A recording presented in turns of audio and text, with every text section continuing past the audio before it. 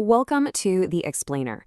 We are jumping right in today because we've got something incredibly relevant for all you modern sysadmins, engineers, and tech leaders out there. We're tackling part 9 of that deep dive curriculum, Machine Learning for IT Professionals, a 10-part advanced tutorial. And as a quick refresher, this goldmine of a series comes from Virtualization Options LLC, the Colorado-based research and advisory folks. Today, we're exclusively focused on Chapter 9, no rehashing old stuff, and it's all about a massive paradigm shift. We're talking about transforming your mindset from traditional IT ops to actively managing data-driven machine learning pipelines. So assuming you've got a solid grip on infrastructure basics, let's bridge that gap to intelligence, shall we? Here is our agenda for the pipeline journey. We'll hit the IT paradigm shift, essential ML algorithms, pre-processing and feature engineering, how model training actually works, and finally, real-world IT use cases. Starting with Section 1, the IT paradigm shift, from rules to patterns. Think about how we've basically always done things in IT. It's heavily rules-based, right? Explicit logic. You write a script, and if X happens, the system executes Y. But machine learning, it totally flips the script.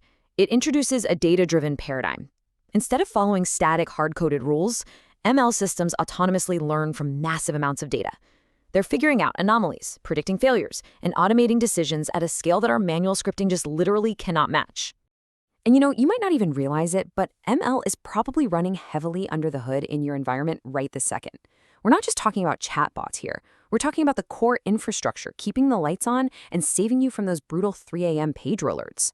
Stuff like advanced spam filters, network intrusion detection systems, AI ops platforms, and dynamic cloud autoscaling. The intelligence is already embedded in the tools you manage every single day. So what is your new role in all of this? The data scientists might be building the clever math, but as an IT pro, you are the essential deployment, infrastructure, and reliability layer. Let's be brutally honest here. ML models are entirely useless without you. You're the one who operationalizes them, scales them up, and makes sure they don't absolutely tank the network when they go live. Moving right along to Section 2, Essential Machine Learning Algorithms, Fundamentals for IT. First up is supervised learning. This is where an algorithm trains on clearly labeled data to predict specific, known outcomes. Because the system already knows what a good or bad result looks like historically, it's basically your go-to for things like enterprise fraud detection, precise log classification, or figuring out exactly when a piece of hardware is going to give out. Next, we have unsupervised learning. This one is super fascinating because the system just gets handed raw data, no labels at all, and it's tasked with finding hidden patterns totally on its own. It groups similar things together. In the IT world, this makes unsupervised learning absolutely perfect for clustering massive volumes of network traffic and spotting zero-day anomalies that no human has ever even thought to write a rule for. Finally, we've got reinforcement learning. This algorithm learns via a continuous reward and penalty loop. It's essentially learning by trial and error inside a simulated environment. This is the absolute magic behind highly adaptive resource allocation in the cloud and the whole next generation of self-healing IT systems that literally optimize themselves over time. And within those learning styles, you'll encounter some distinct models. You've got decision trees, random forests, support vector machines, and neural networks. Now, as an IT pro, you don't necessarily need to code these from scratch, but you absolutely must understand their trade-offs. Some are super easy to interpret but need massive compute. Others, like neural networks, are incredibly powerful but function like a total black box and can absolutely devour your server resources. Which brings us to Section 3, Pre-processing and Feature Engineering, Garbage in, Garbage out.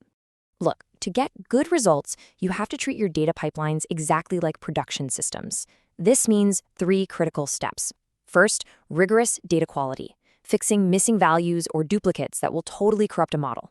Second, normalization and encoding, which is where you scale numerical features and encode categories so the math actually works out. And third, strict data splitting.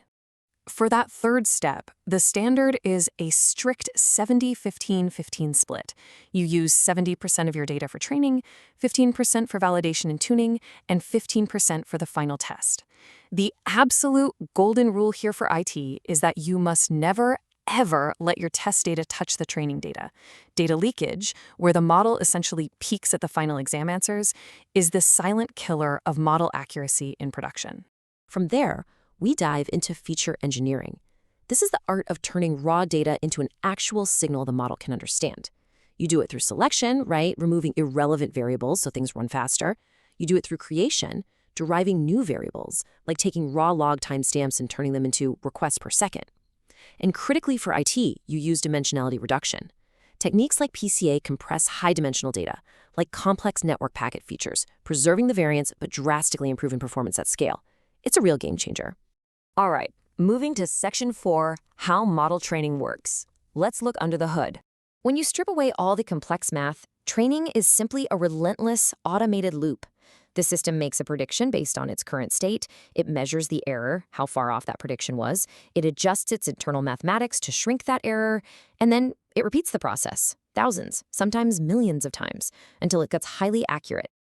During this loop, it is vital to know the difference between parameters and hyperparameters. Think of hyperparameters like the manual knobs and dials on a soundboard. These are settings like the learning rate or tree depth that you or the data team set before the training even kicks off. Parameters, on the flip side, are the internal settings that the model learns and adjusts completely automatically during that predict, measure, adjust loop. As the person managing the infrastructure, you also really need to watch out for two massive training pitfalls. First is overfitting.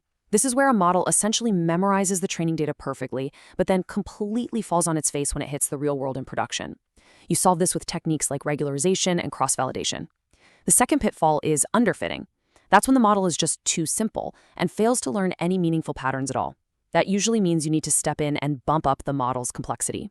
Finally, Section 5, real-world IT use cases. Let's talk about ML in production. First up, predictive maintenance.